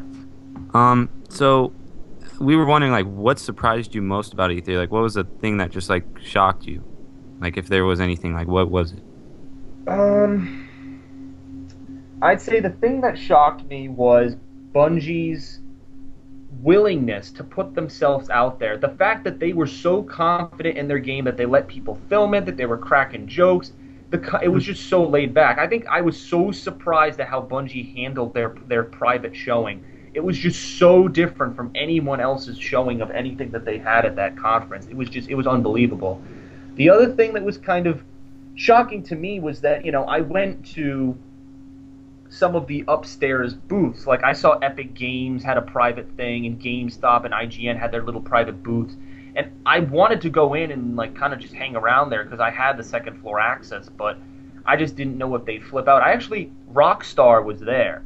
They were actually there. They weren't on the showroom floor, but they were on the second floor. And I went inside, and there were all these big wig execs in the back, and then the guy at the table was like, can I help you? And I said, oh, well, my access allows me upstairs. I didn't know what was going on in here. And he's like, oh, you can hang around. But then he's like, yeah, we have no games to show. Yeah, we have nothing to show. And then as I walked out, I said, well, I'm going to be buying GTA 5 later this year. It's the game I'm anticipating more than any other game that's coming out in the next 20 years. So I will be buying that, so don't worry. But that was the thing, like, GTA 5, I'm a huge Grand Theft Auto nut, and GTA 5 coming out in a couple of months, I can't fucking wait. That game wasn't at E3 because they think they're better. The Rockstar doesn't need. Yeah, they don't need the promotion of E3. They actually showed. They were repeating some of the trailers for GTA 5 at E3, like at the Sony booth. They showed the latest GTA 5 trailer at the Sony booth. And I was like, oh, all right. At least they're letting people know that this game's coming out in a couple of months. Because how else would you fucking know? Because it's not here. So yeah, Rockstar never shows their stuff. Yeah, Valve doesn't show their stuff either. Yeah, Valve and Rockstar. So they think they're so much better than everyone, but So after everything you've seen, all the games that you saw and tried out, what would you say right now are your top 3 games that were at E3 this year? Let's see. I would say the top 3 games. I have to say, going to this E3, first of all, it was the perfect E3 to get into. All right, going to the E3 where they're showing these consoles, where Sony just blew Microsoft in the asshole so hard in their press conference. It was just like the perfect E3. Like, there was a different feeling in the air at this E3, and it was amazing to experience it. So I'd say the top 3 games. Now, I'd include GTA 5, but I know it wasn't at the press conference. But that's the game I'm looking forward to more than any other game. But if we count that out, I'd say Watch Dogs is the first, then The Witcher 3, and then last would be Mad Max. Those would be my top 3. I just felt that each of those games had such an amazing just showing to them. If I could choose a 4th, I'd do Destiny, because that was also amazing, and I'm really looking forward to what they have for that. But those were the games and I'm so confident. Like, there's so many good games coming out. Like, I'm gonna have trouble balancing college and fucking games. There's just so much good shit coming out. Seriously. I'm excited to be a gamer, even though we have the generic Assassin's Creed again, and then the Call of Duty again. These studios better watch out. Like, Ubisoft and Infinity Ward better watch out. Like, they're not going to be able to just keep milking these fucking franchises, because actual good games are starting to come out that might steal the competition. So I'm happy about that. I'm happy we're seeing good games and that are expanding upon things that gamers want in a video game. So it's great to see. Right. So we kind of already know your like the answer to this, but which console gets your money? You know, how could I not go with the Xbox One? I mean Wii U. obviously the fucking sensor's gonna be I need a living room big enough for my whole space. Obviously the room in this bedroom is large enough to support the Kinect so I can use it. That's obvious. Obviously I live in an area where the internet's not gonna go out sometimes. Obviously that's gonna happen. Obviously I'll be Right. connected. Obviously Xbox One supports the games and YouTube. It's so easy. I can just buy these games. I can trade them and obviously I can just get my money. 30 days. Who cares? I can just get obviously, but just ridiculous. No, I mean PS4. Obviously, I pre-ordered it. It was funny. I was in line for Call of Duty Ghost, and I asked my mom to pre-order the PS4 on Best Buy for me. I'm like, hey, can you get this for me? Because I knew that people were starting to pre-order them. I'm like, I want to get my foot in the door, so I didn't have access to my computer, so I just gave her a call and I said, hey, can you do this for me? And she did it. So I was like, all right, pre-ordered my day one version of PS4, and that's it. Now I might, and that's a big might, get Xbox One later, but I think what I'm going to do is see how it does. Like, I'm going to see the sales, see what people think, see if people are actually buying the damn thing, see if these exclusive games actually go to PS4, like some of them are rumored to be, and if there's even a reason to buy, an Xbox One. Like, I'm a big Halo fan, but Halo 4 was kind of a fucking disappointment, so I don't even give really that too much of a shit about Halo 5, So PS4 all the way. I honestly think the gamers, like, I told my siblings who play video games, I said, don't buy the Xbox One. You will be making the biggest mistake of your life. I basically said I forbid this family for getting an Xbox One, pretty much. I don't want someone spying on us. Microsoft spies on you. Yeah. And now, my little brother's like, we already have the Xbox One. It's down at our summer house. I'm like, no, I'm not talking about the first Xbox. I'm talking about the Xbox One. Ooh, yeah. So Yeah, it's different. yeah. All right. Yeah. Well, final question here, wrapping it up. Just want to get from you what was probably the most memorable part of your trip, and it was probably that gaming Broadway thing that you talked about.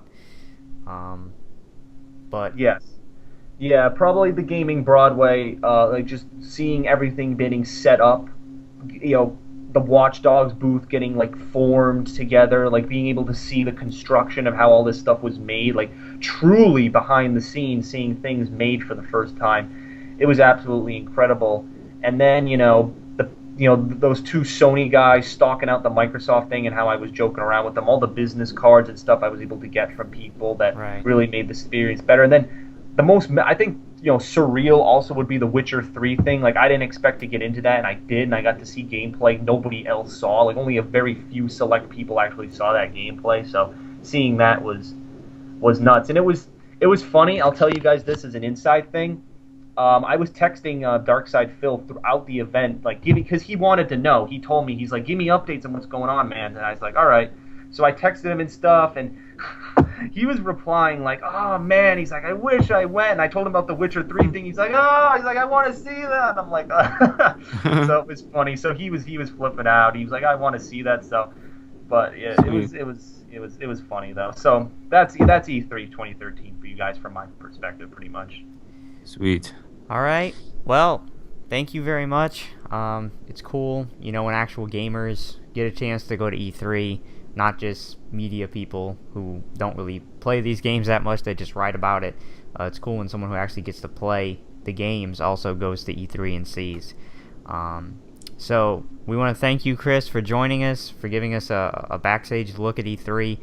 A lot of stuff that people who just sit there and watch the conference on TV don't actually get to see. I think it was a pretty good E3 this year. I think there's a lot to look forward to with the new games, with the new consoles. It should be pretty good in the future for gaming. Next generation, it's exciting. We can't wait. Yep. So once again, thank you, Chris, for joining us. Yeah, man, thanks. Yeah, no problem. And that's going to wrap it up for episode 13, part 2, I guess, behind the scenes of E3. For Brandon, this is Josh. This has been Voodoo's Brew. thank you guys for watching and listening, and we will see you next time with episode 14. So until then, peace out and have a good one. See ya.